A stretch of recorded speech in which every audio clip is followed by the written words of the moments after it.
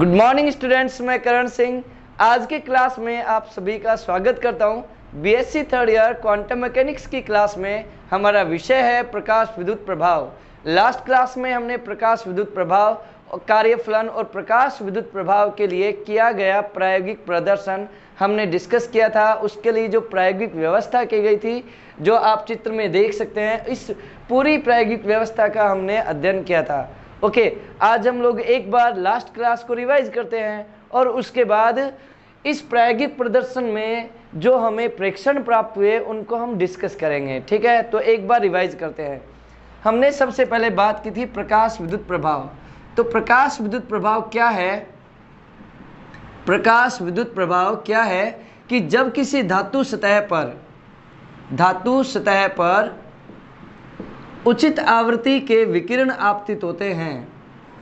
उचित आवृत्ति का क्या अर्थ है? आपतित विकिरण की आवृत्ति देली आवृत्ति से या तो बड़ी या उसके बराबर होनी चाहिए।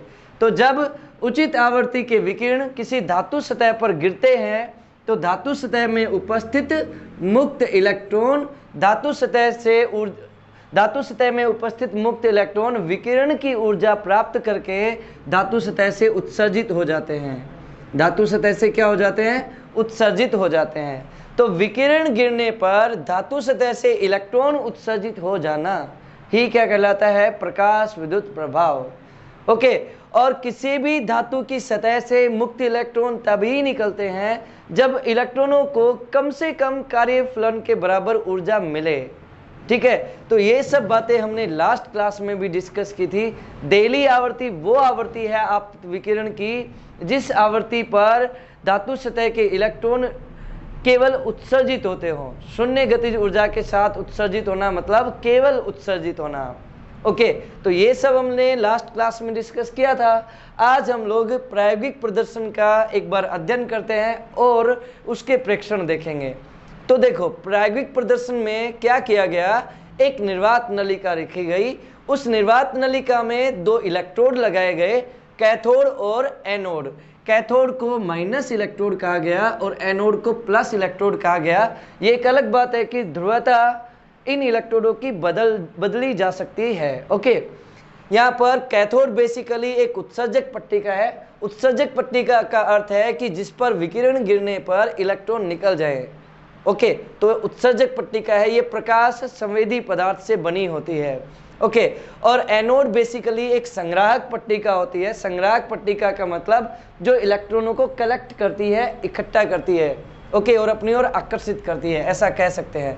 निर्वात नलिका के अंदर निर्वात बनाकर रखा जाता है ताकि यदि कैथोड से इलेक्ट्रॉन उत्सर्जित हो तो यदि माध्यम होगा, यहाँ पर माध्यम होगा तो कैथोड से उत्सर्जित इलेक्ट्रॉन माध्यम के कणों से विक्षेपित हो सकते हैं। तो इलेक्ट्रॉन माध्यम के कणों से विक्षेपित ना हो इसलिए माध्यम को ही यहाँ से हटा दिया जाता है और इसके अंदर क्या बना दिया जाता है? निर्वात। इसीलिए इसका नाम भी निर्वात नलिका है। ओके, इलेक्ट्रोडों की ध्रुवता बदलने के लिए एक युक्ति का उपयोग करते हैं, दिक् परिवर्तक का। दिक् परिवर्तक बेसिकली कैथोड और एनोड की ध्रुवता बदलने में उपयोगी है। चूंकि कैथोड और एनोड पर वोल्टेज आरोपित करा गया है तो इस वोल्टेज का मापन करने के लिए वोल्टमीटर जोड़ा जाता है। यदि इस परिपथ में विद्युत धारा प्रवाहित होगी तो उस विद्युत धारा का मापन करने के लिए हमने एमीटर जोड़ा है। एमीटर कौन सा जोड़ा है? मिली एमीटर कनेक्ट किया हमने। ओके, कैथोड और एनोड के बीच का विभवांतर बदलने के लिए हमने विभव भाजक युक्ति का उपयोग किया। विभव भाजक युक्ति का उपयोग किया है। ओके, साथ ही साथ इन इलेक्ट्रोडों पर वोल्टेज लगाने के लिए हमने किसका उपयोग किया है? बैटरी का। हमने बैटरी जोड़ी है। बैटरी की सहायता से कैथोड और एनोड पर एक विभव बनाकर रखा जाता है। ओके, अब प्रक्रिया किस प्रकार से संपन्न होती है वो आप देखें। तो निर्वात नलिका में जो गेट बनाया गया है, इस गेट से, इस खिड़की से विकिरण को कैथोड पर गिराया जाता है। इन विकिरणों की आवृत्ति I और इन विकिरणों की तीव्रता I और आवृत्ति न्यू निश्चित होती है। ओके, तो उचित आवृत्ति की विकिरणें मतलब देहली आवृत्ति के बराबर या उससे अधिक आवृत्ति की तरंगें या विकिरणें जब इस कैथोड पर गिरती हैं तो कैथोड से इलेक्ट्रॉन उत्सर्जित होते हैं और इन इलेक्ट्रॉनों को क्या कहा जाता है? प्रकाश के गिरने से, विकिरण के गिरने से उत्सर्जित होने वाले इलेक्ट्रॉनों को फोटो इलेक्ट्रॉन कहा जाता है। जब ये फोटो इलेक्ट्रॉन कैथोड पर पहुंचते हैं तो परिपथ पूरा हो जाता है और परिपथ में क्या बहने लगती है? विद्युत धारा। इस धारा को प्रकाश विद्युत धारा या फोटो धारा कहा जाता है। इस धारा को क्या कहा जाता है? प्रकाश विद्युत धारा या फोटो धारा। अब इसे स्मॉल आई से लिखूंगा, ओके। अब हम लोग क्या करेंगे? प्रकाश विद्युत धारा पर पड़ने वाला प्रभाव देखेंगे। किन किन कारकों का प्रभाव? एक तो हम क्या करेंगे, इन इलेक्ट्रोडों के बीच का विभवांतर बदल कर देखेंगे। तो इलेक्ट्रोडों के बीच का विभवांतर का प्रभाव प्रकाश विद्युत धारा पर क्या पड़ेगा वो डिस्कस करेंगे। दूसरा, आपतित विकिरण की तीव्रता का क्या प्रभाव पड़ेगा फोटो धारा पर, उसका अध्ययन करेंगे। और तीसरा, आपतित विकिरण की आवृत्ति का फोटो धारा पर क्या प्रभाव पड़ेगा वो भी हम देखने वाले हैं। और इन प्रभावों के साथ में हम प्रकाश विद्युत धारा के नियम भी लिखेंगे, ओके। और वो नियम ओके सबसे पहले हम डिस्कस करेंगे आपतित विकिरण की तीव्रता का प्रकाश विद्युत धारा पर प्रभाव। तो आप देखें, जब हम इन विकिरणों की तीव्रता बढ़ाएंगे, ओके, विकिरणों की तीव्रता बढ़ाएंगे तो कैथोड से ज्यादा इलेक्ट्रॉन उत्सर्जित होंगे। जब तीव्रता बढ़ाई जाती है तो उत्सर्जित इलेक्ट्रॉनों की संख्या क्या होती है? बढ़ जाती है। और उत्सर्जित इलेक्ट्रॉनों की संख्या बढ़ेगी, ज्यादा इलेक्ट्रॉन उत्सर्जित होंगे तो कैथोड से ज्यादा इलेक्ट्रॉन उत्सर्जित होकर एनोड पर पहुंचेंगे तो प्रकाश विद्युत धारा के मान में भी क्या हो जाएगी? वृद्धि। मान लो कि 50 वाट पर 50 वाट शक्ति के बल्ब के से कुछ तीव्रता है मान लो कि 50 वाट का बल्ब है और उससे कोई विकिरण यहाँ पर कैथोड पर गिराई तो इस विकिरण की कुछ तीव्रता है। तो 50 वाट पर कुछ इलेक्ट्रॉन निकलेंगे, मान लो 3 इलेक्ट्रॉन निकले। कितने इलेक्ट्रॉन निकले? सपोज 3 इलेक्ट्रॉन निकले। यदि मैं बल्ब की शक्ति बढ़ा दूंगा, 100 वाट का बल्ब ले लूंगा तो तीव्रता बढ़ जाएगी, तो अब ज्यादा इलेक्ट्रॉन निकलेंगे। ज्यादा इलेक्ट्रॉन निकलेंगे तो ऑब्वियस सी बात है ज्यादा इलेक्ट्रॉन एनोड पर पहुंचेंगे तो प्रकाश विद्युत धारा के मान में भी क्या होगी? वृद्धि होगी। तो क्लियर है कि तीव्रता को मैं कैपिटल आई से दर्शा रहा हूं। यदि तीव्रता बढ़ेगी तो प्रकाश विद्युत धारा के मान में भी क्या होगी? वृद्धि होगी। तीव्रता बढ़ने पर प्रकाश विद्युत धारा के मान में वृद्धि होगी, क्योंकि तीव्रता बढ़ाने पर उत्सर्जित इलेक्ट्रॉनों की संख्या क्या हो जाएगी? बढ़ जाएगी। उत्सर्जित इलेक्ट्रॉनों की संख्या प्रति इकाई समय में बढ़ जाएगी। तो यदि आई और स्मॉल आई के बीच ग्राफ बनाया जाए, कैपिटल आई और स्मॉल आई के बीच ग्राफ बनाया जाए तो ग्राफ कैसा आएगा? स्मॉल आई मतलब प्रकाश धारा और कैपिटल आई मतलब आपतित प्रकाश की तीव्रता।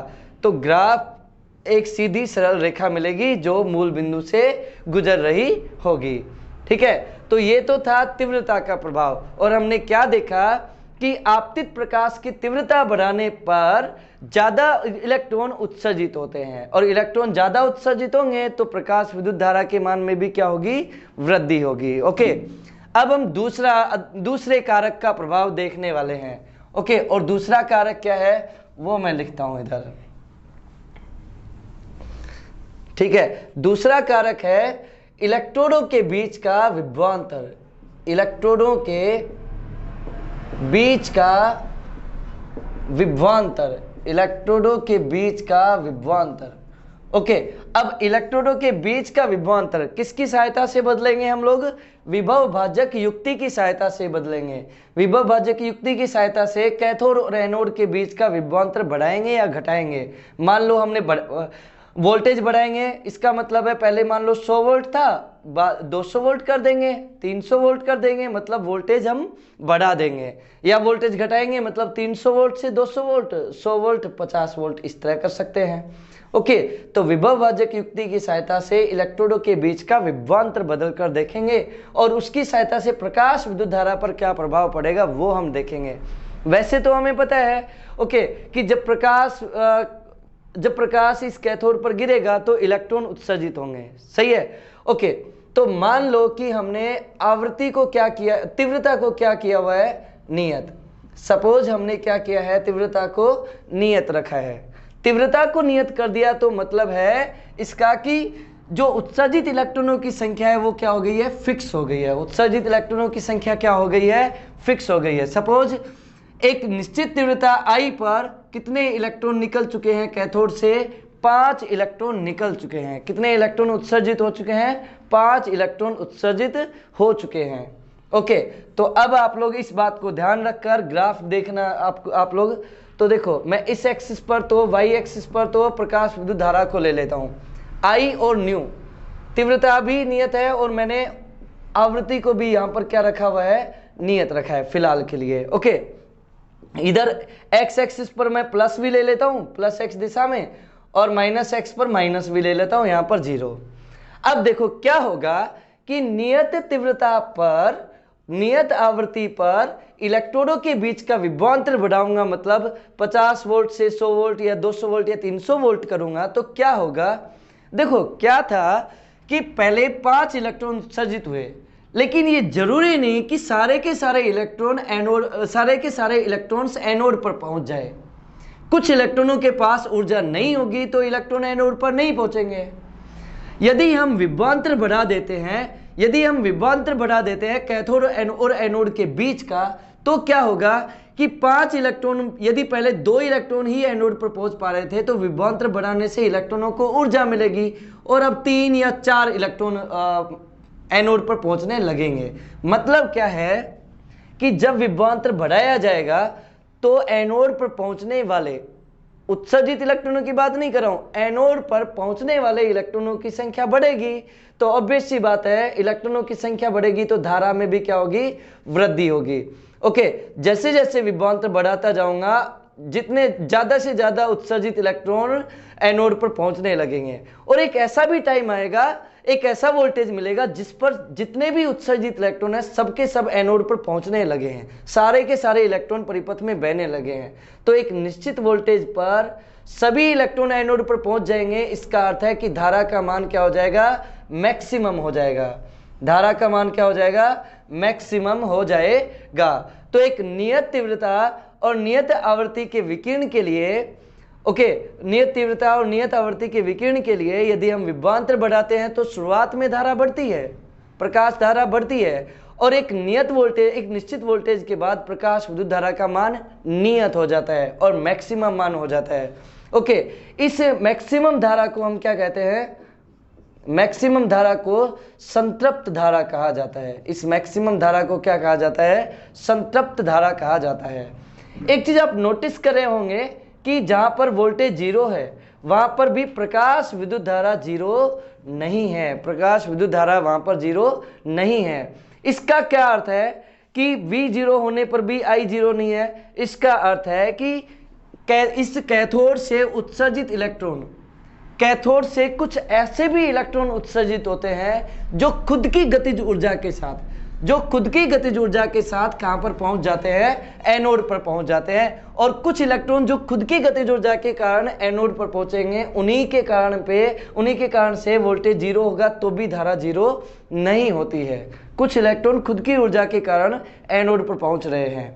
तो यदि हमें प्रकाश विद्युत धारा को 0 करना है तो उसके लिए हमें वोल्टेज को क्या करना पड़ेगा, विपरीत दिशा में करना पड़ेगा। ओके, और इसके लिए हम क्या करेंगे, कैथोड के सापेक्ष एनोड को, अभी तक तो एनोड पॉजिटिव लिया था, अब मैं एनोड को क्या कर दूंगा, नेगेटिव कर दूंगा। एनोड को अब मैं क्या कर दूंगा, नेगेटिव कर दूंगा।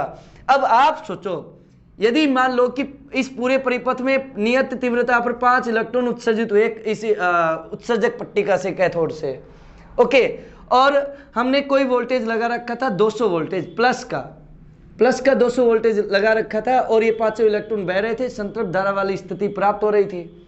ओके, अब मैं यदि क्या करूं, ये जो एनोड का विभव है उसको यदि मैं माइनस कर दूं तो क्या होगा भाई, नेगेटिव एनोड है वो इन इलेक्ट्रॉनों को जो ऋणावेशित है उनको क्या करने लगेगा, प्रतिकर्षित करेगा, और प्रतिकर्षित करेगा तो जो 5 इलेक्ट्रॉन यहाँ पर पहुंच रहे थे उनमें से जो सबसे कम ऊर्जा का इलेक्ट्रॉन है वो अब इस एनोड तक नहीं पहुंच पाएगा।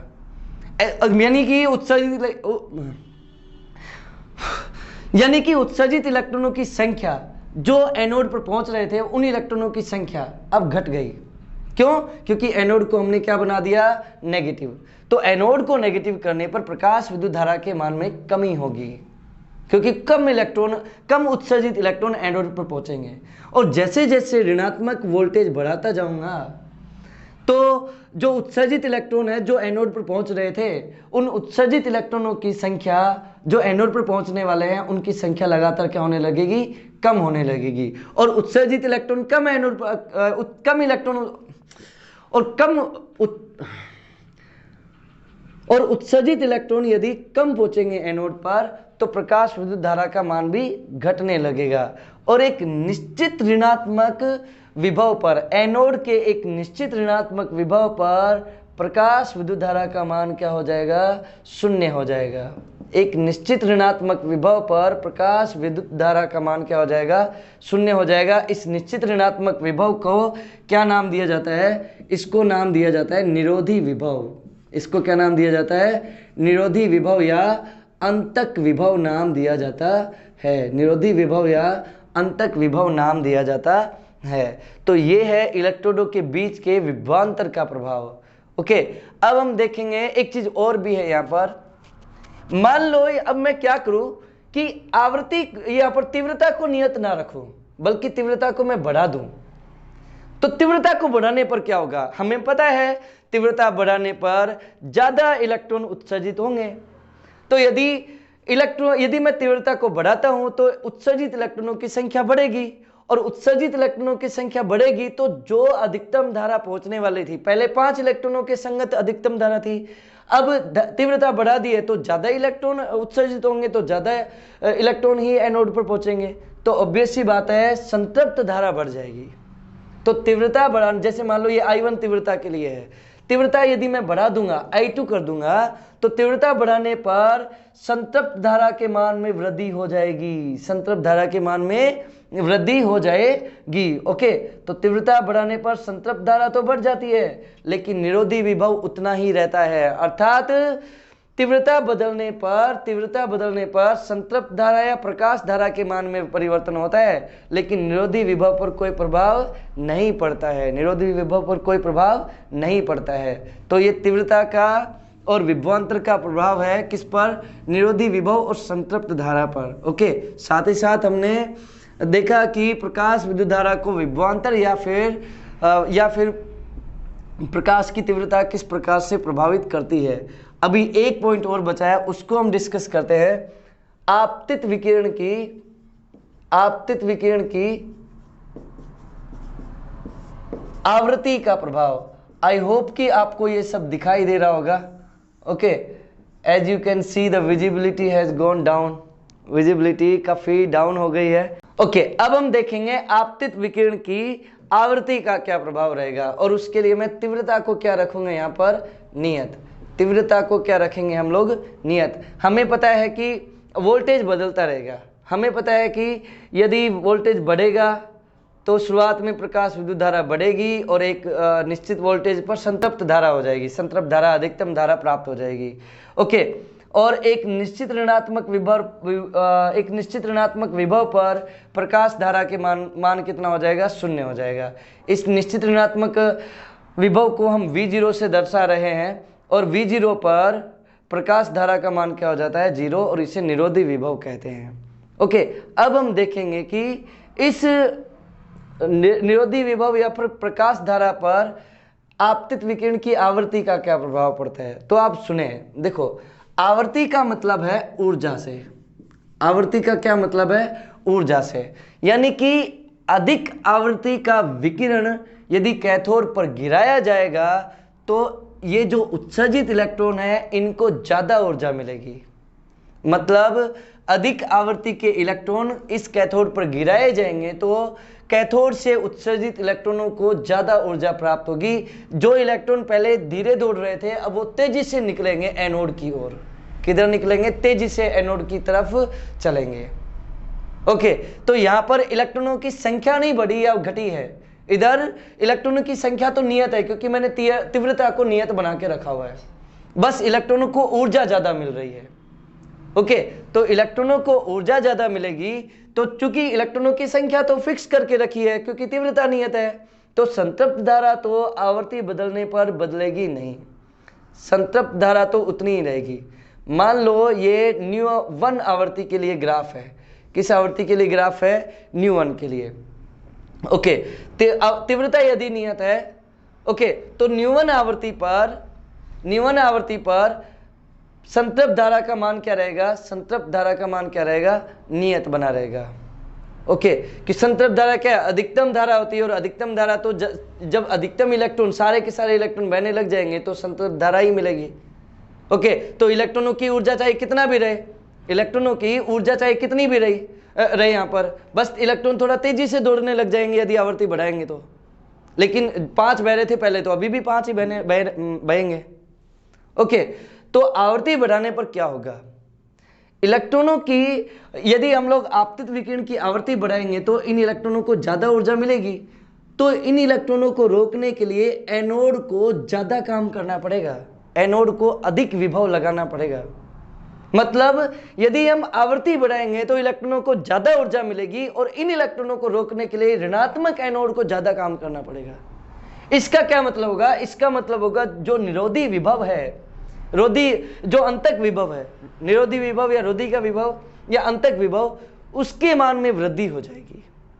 संतृप्त धारा उतनी रहेगी, लेकिन रोधी का विभव या अंतक विभव के मान में क्या हो जाएगी? वृद्धि हो जाएगी, यदि आवृत्ति में क्या कर दी जाए? वृद्धि कर दी जाए। मान लो ν2 बढ़ा दी, हमने आवृत्ति बढ़ा दी, ν2 कर दी, तो संतृप्त धारा उतनी ही रहेगी, लेकिन निरोधी विभव जो है उसमें वृद्धि हो जाएगी। ओके, यदि हम और आवृत्ति बढ़ाएंगे तब भी वही रहेगा, संतृप्त धारा उतनी, लेकिन निरोधी विभव बढ़ जाएगा हर बार। ओके, तो ये था तीव्रता, विभवांतर और आवृत्ति का प्रभाव। सही है। अब हम लोग नेक्स्ट, ओके, तो आज के लिए इतना ही रखेंगे। नेक्स्ट क्लास में हम देखेंगे कि प्रकाश विद्युत प्रभाव के क्या क्या नियम है। ओके, और उन नियमों को एक्सप्लेन करने में तरंग सिद्धांत किस प्रकार से असफल रहा, चित्सम्मत सिद्धांत किस प्रकार से असफल रहा, और उसकी व्याख्या फिर बाद में क्वांटम सिद्धांत के आधार पर किस प्रकार से की गई, वो हम लोग नेक्स्ट क्लास में देखेंगे। ओके, तो आज के लिए इतना ही है। Thank you very much. Thank you यार नीरज जी।